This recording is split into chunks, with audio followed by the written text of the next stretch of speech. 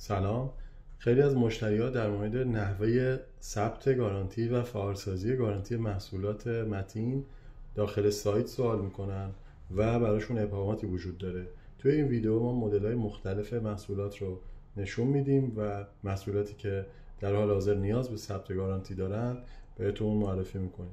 ما دو دسته محصول از نظر گارانتی و نیاز به ثبت گارانتی یا عدم نیاز به ثبت گارانتی در حال حاضر داریم.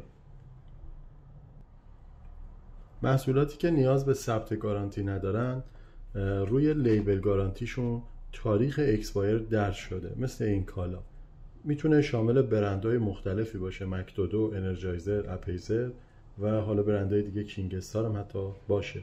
میبینید که اینا تاریخ پایان گارانتی دارن، پس نیازی به ثبت گارانتی جهت اطلاع از تاریخ گارانتی که اینجا عنوان کرده به هیچ عنوان نیست. یا بعضی از لیبل ها به این شکل هستن، میبینید کلمه اکسپایر به صورت حالا خلاصه و مخفف نوشته شده و تاریخ اینجا قابل مشاهده است. لطفاً به هیچ عنوان این شناسه کالا یا آیدی که روی کارت های گارانتی درج میشه رو داخل سامانه برای این کالاها وارد نکنید. برای این هم به همین ترتیب شناسه کالا وارد نکنید. اگر کد رهگیری داره، کد رهگیری رو به هیچ عنوان به جای سریال وارد نکنید. این کالا هم به همین صورت فلش مموری ها یک سریاشون برچسب گارانتی به این صورت داره. شناسه کالا و این کد رهگیری با تیار مشخص شده. اینا رو نباید داخل سامانه به عنوان سریال وارد بکنید. میبینید که تاریخ اکسپایر گارانتی برای این فلش مموری درج شده، پس این فلش نیاز به ثبت گارانتی نداره. این هم یک مدل دیگه کالا هست که باز نیاز به ثبت گارانتی نداره. میبینید تاریخ اکسپایر قابل مشاهده است، 1/9/403 و حالا با انگلیسی هم نوشته گارانتی اکسپایر. پس این کالا هم نیاز به ثبت گارانتی نداره و ما نباید این شناسه رو توی سامانه ثبت کنیم. حتی اگر روی کالا سریال هم داشته باشه، اون سریال نیازی نیست توی سامانه ثبت کنیم. اما در مورد کالاهایی که نیاز به ثبت گارانتی دارن، دو دسته کالا ما داریم. یکی کالاهایی که سریال کالا روی کارت گارانتی چاپ میشه، مثل این سریال و جلوش هم عنوان شده شماره سریال. هیچ شماره سریال دیگه ای روی پک این کالا یا روی خود بدنه کالا وجود نداره. پس ما فقط این شماره سریال رو باید وارد بکنیم داخل سامانه. به هیچ عنوان بازم تاکید میکنم این شناسه کالا رو وارد نکنید. حالا طبق فیلمی که در ادامه نشون داده میشه میبینید که چطور این شماره سریال رو باید وارد بکنیم و تاریخ پایان گارانتی رو مشاهده کنیم و اطلاعات خودمون رو داخل سایت ثبت بکنیم. من نمونه‌های دیگه‌ش هم نشونتون میدم.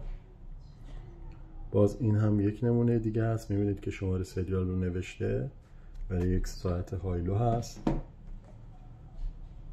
برای این کالا هم به همین ترتیب شماره سریال نوشته شده. پس برای این کالا فقط این شماره سریال رو باید داخل سامانه وارد بکنید.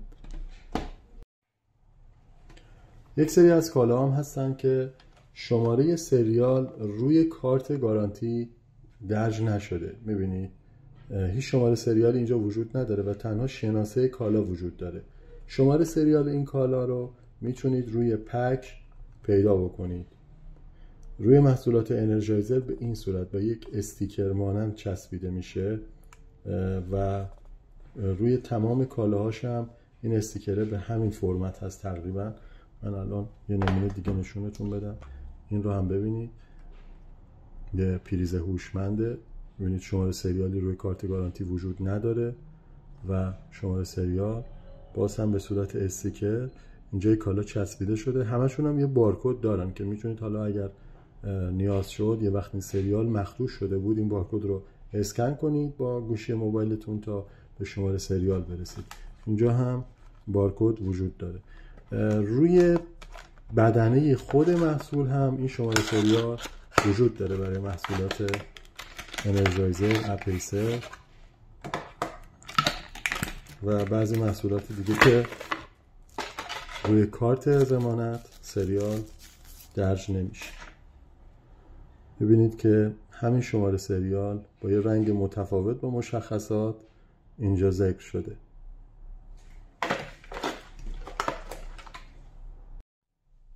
این هم یک نمونه دیگه از محصولات انرژایزر که میبینید سریال به صورت استیکر روی پک محصول درج شده، روی بدنه هم دقیقا همین سریال وجود داره به همراه بارکدش. محصولات دیگه‌مون هم هستن که همین سریال رو دارن روی بدنشون و بارکد هم دارن. برند اپیسر هم به همین صورت. ببینید روی هارد دیسکاشون سریال به این ترتیب چاپ میشه روی پک. روی بدنه کالا هم دقیقا همین سریال وجود داره و میتونید ازش استفاده بکنید. روی SSD های اپیسر باز هم این سریال روی پک و روی بدنه کالا وجود داره. در مورد فلش مموری ها و کارت های حافظه، دو دسته فلش مموری داریم که من توی اول ویدیو توضیحش رو دادم. مواردی مثل این که تاریخ پایان گارانتی و مدت ضمانت درج شده. میبینید تاریخ پایان گارانتی اکسپایرش اینجا درج شده. این کالا نیاز به ثبت گارانتی باز هم تاکید میکنم نداره و به هیچ عنوان کد رهگیری و شناسه را نباید وارد کنید. ولی یک دسته دیگه از فلش مموریامون هستن که به تازگی توی بازار توزیع شده و در پارت‌های بعدی هم به همین شکل خواهد بود. روی کارت گارانتی این کالا، کارت ضمانتشون روی پک و پشت پک هیچ تاریخ پایان گارانتی درج نشده.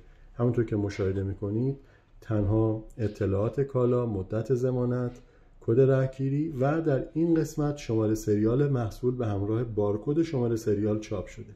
این بارکد شماره سریال و خود شماره سریال هست که باید داخل سامانه وارد کنید تا تاریخ پایان گارانتی رو مشاهده کنید و فعالسازی گارانتی رو انجام بدید.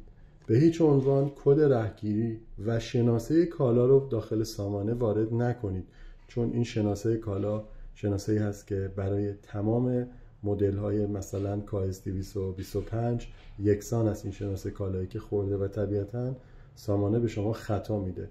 یا این کد رهگیری کاربرد دیگه ای داره و مربوط به سامانه جامعه تجارت میشه. شما نباید این کد رهگیری رو تو سامانه ما وارد کنید. تنها این شماره سریال رو بایستی وارد بکنید. این هم یک نمونه دیگهشه. فلش سیبراتون 24 ماه ضمانت، شماره سریال کالا که باید داخل سامانه وارد بشه.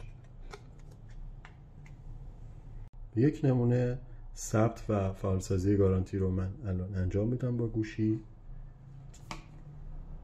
QR اسکنر گوشی رو باز میکنم. این QR رو اسکن میکنیم، وارد لینک میشیم. داخل قسمت شماره سریال این قسمت شماره سریال رو تایپ میکنیم. حروف کوچیک و بزرگ هم فرقی نمیکنه. من فقط برای اینکه خوانایی بهتر بشه حروف بزرگ استفاده میکنم.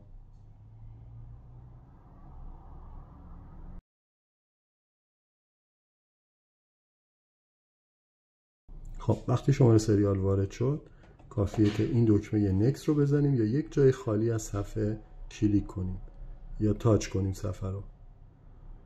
میبینید که مشخصات دستگاه رو به صورت خودکار پیدا میکنه. QCY Airbags T13 ANC2 و تاریخ انقضای گارانتی. بقیه مشخصات رو باید تکمیل بکنم. مشخصات هویتی خودم رو وارد بکنم. تاریخ خرید، کد ملی، اسم، شماره تماس، استان، شهرستان، نام فروشگاه و پست الکترونیکی.